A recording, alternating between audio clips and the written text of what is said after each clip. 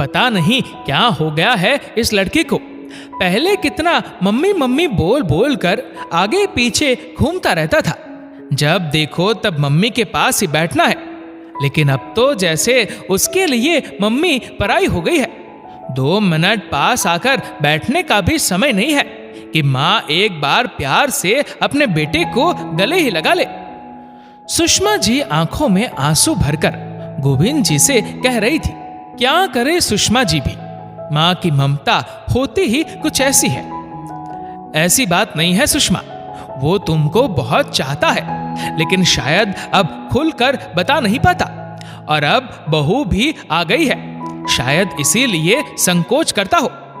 गोविंद जी एक माँ की स्थिति को समझते तो थे, लेकिन फिर भी अपनी पत्नी सुषमा को समझाते हुए बोले, जी बहू आ गई तो इसका मतलब ये तो नहीं कि बेटा अपने माँ बाप के पास उठना बैठना ही छोड़ दे। मैं तरस गई हूं उसके एक प्यारे से स्पर्श को। आज पता नहीं क्यों सुषमा जी के शब्दों में बहुत ज्यादा दर्द था। सुषमा, मैं तो पहले ही कहता था कि बच्चों से ज्यादा अपेक्षाएं नहीं रखनी चाहिए, वरना बाद में उनके उपेक्षित करने से बहुत कष्ट होता है। लेकिन तुम मेरी सुनती भी तो नहीं थी। आहत गोविंद जी बोले। कौशिक ऑफिस से आता और सीधे अपने कमरे में चला जाता। सुषमा और गोविंद जी इंतजार करते कि शायद बेटा एक बार तो आ जाए माता पिता के पास, लेकिन वो तो अब खाना भी अपने कमरे में खाने लगा था। बहुत जरूरी काम होता तो बाहर से ही बात कर लेता। सुषमा जी अपने पास बैठने के लिए बुलाती भी तो अत्यधिक व्यस्तता का बहाना बना देता। सुषमा जी का बहुत मन करता कि काश वो एक बार फिर बेटे को अपने सीने से लगा पाती। वैसे तो सुषमा जी पढ़ी लिखी समझदार महिला थी और बेटे बहू के बीच में दखलंदाजी नहीं करना चाहती थी, लेकिन औलाद की ममता के आगे हार जाती और अक्सर बिलख उठती कि पता नहीं क्यों बहू के आते अपना ही खून पराया हो जाता है। लेकिन आज जब बेटा ऑफिस से आया तो उसने मम्मी पापा के कमरे में झांक कर देखा।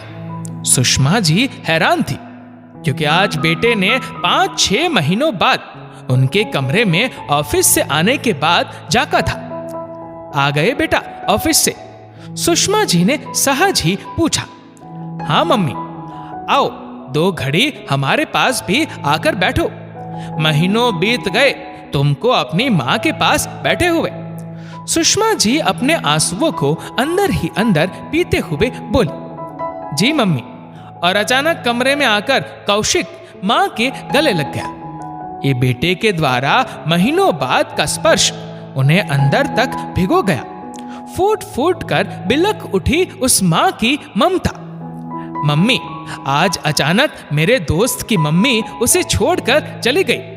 आज वो बहुत रो रहा था, कह रहा था कि पता नहीं क्यों मैं अपनी शादी के बाद अपने मम्मी और पापा से विमुख हो गया था।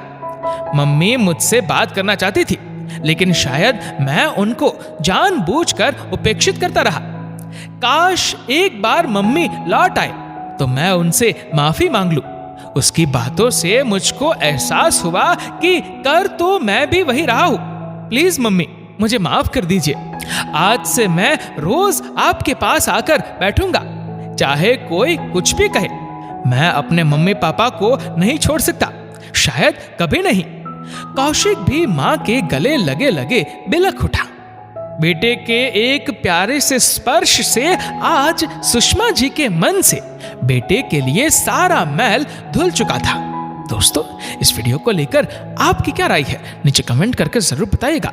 और अगर आपको ये वीडियो अच्छा लगा हो तो इस वीडियो को लाइक करेगा, शेयर करेगा ज्यादा से ज्यादा लोगों तक। और ऐसे ही और भी इंस्पिरेशनल वीडियोस के लिए सब्सक्राइब करें हमारे यूट्यूब चैनल को और फेसबुक पर फॉलो करें हमारे पेज को। धन्यवाद।